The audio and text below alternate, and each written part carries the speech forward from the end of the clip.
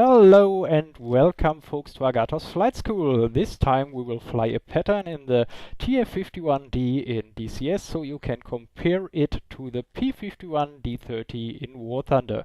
We will start with the pre-engine start check in the cockpit going from left to right in a clockwise manner. First item is flaps completely up, ram air full forward to cold.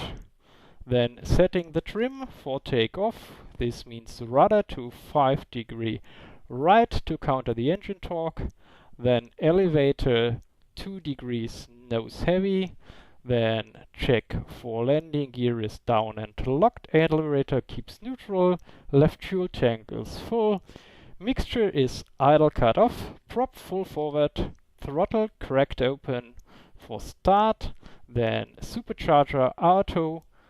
Altitude zeroed, the gyro should be decached, and then we will go on further. Fuel shut-off valve on, fuel tank selection on left tank because of the fuel return line.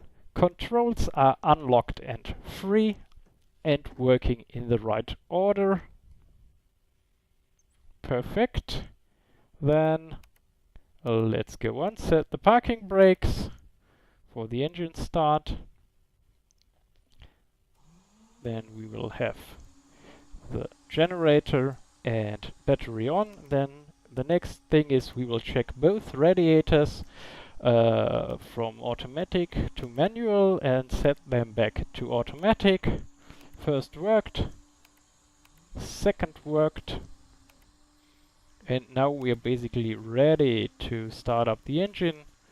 We need the fuel booster pump to on, decap the safety switch on the starter, then we will prime the engine for around 3 to 4 seconds max to both, prime the engine, engage the starter, and if the engine catches, immediately mixture to run, then throttle up to around 1200 to 1300 RPM so the engine warms up.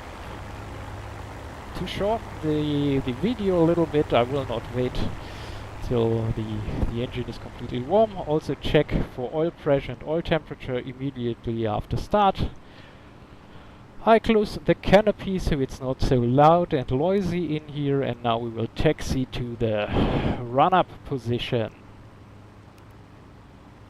What I noticed in DCS is that the brakes are very touchy, at least for me on my control setup, so I will get the little window in for that shows me the control inputs. While you taxi, remember to zigzag around in a manner doing S-turns so you know what is ahead of you. As we saw, the way to the runway is clear, and now I will move on to the run-up position.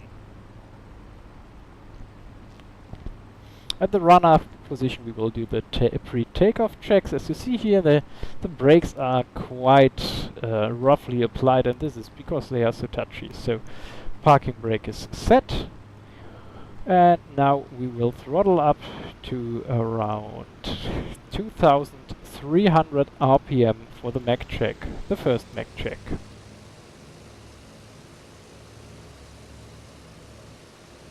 First mech check done, second mech checked. Now we throttle up to 30 inches of manifold pressure and check for the temperature and the oil pressure in the engine. After that we throttle back to 2300 RPM and again do a mech check and see if the drops are still okay. First mech, second mech, seems okay to me. Now we will check the prop. First time, going up again. Second time, going up again. Third time, seems to work. Then we will check idle. I will not check the supercharger here also. It should be done normally, but most TF-51s do not have one. So back to 1000 RPM. We are now ready to roll on the runway. While we keep 1000 RPM, it's so the spark plugs are not fooled. We will do a final check around the cockpit. Flaps up, ram air forward, trim set, prop is forward, mixture is set to run, fuel booster is on, fuel valve is also on, suction is okay, the hydraulic pressure was also okay, so everything is fine, temperatures are good, and so we now roll on.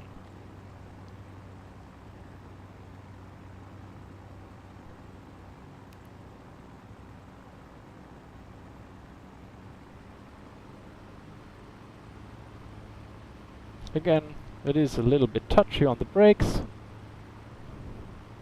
So now I have this little window. And we roll on. If you wonder that the audio lane is a little bit off, this is because I had problems doing this in a live record, because the DCS audio lane would always keep too loud with my recording software. So I had to record the audio lane separately. So now I line up and I will do a takeoff from a standing start. What is important, keep the stick back and the tail low as long as you can. So the steerable tail will help you on takeoff. Counter the torque and now let's go. Stick back, throttle up firmly but not too roughly. Try to lower the nose a little bit, just a little bit, so you build up speed, and there we are already airborne. Positive rate of climb. So first item is gear up, then RPM back to 2700 and manifold pressure back to 46 inches of mercury for climbing. Then we will turn for our left hand pattern. And we will need to retrim. We try to do the pattern in around 1000 to 1200 feet. The P-51 will climb very well at the climb setting, so I already throttle back so I won't overshoot my altitude. The TF-51 is even somewhat lighter than the wartime 51, so no problem keeping the speed and altitude in the pattern with just around 22 inches. So and now I'm retrimming. You see the ball is off to the left, so I retrim the rudder to be more neutral. You need to remember that if you have to do a go around, because you then have to put in some good amount of right rudder to counter the torque. Speed is good for pattern, around 180 to 170 miles indicated before we lower the gear. So now gear down, speed is okay, gear is down and locked. Checking where my position is, retrimming a little bit for the extended gear, and now we can also do a final check, which means we have the RPM set to 2700 RPM. We have the full fuel booster pump on. We have a fuel tank selected which has fuel. In this case I kept the left tank, and now we will turn into the base leg, slowly extending the flaps notch by notch. We want to keep a speed of around 140 to 150 miles indicated. And when we cross the threshold, we want to be not faster than 110 to 120 miles. So now, flaps are fully extended. I overshot the runway, so I correct it. I correct it enough so I catch the center line ahead of the runway. Speed looks good with around 135 mph indicated. If you now glide to the threshold, remember that when you break your glide, look to the horizon, slowly pull the nose through and pull her up in a 3-point attitude. And now we come in and we can throttle back. Speed is good. Look to the horizon, slowly pull the nose up, keep her there, and then get her in a 3-point attitude, and she settles down smoothly. Stick back so tail wheel is locked and helps keeping the plane straight. Slowly apply the brakes. I will also demonstrate to you here on the runway what is the shutdown procedure for the TF-51. But first we need to brake her down. Apply the brakes gently, they are very touchy in DCS. As you see here, I have to play around and just apply them, release them, apply them, release them, because even very slowly you can nose the plane over. I will demonstrate. You see? Almost noses over, so very gently. Now apply parking brakes for the engine shutdown. Then throttle up to 1500 RPM.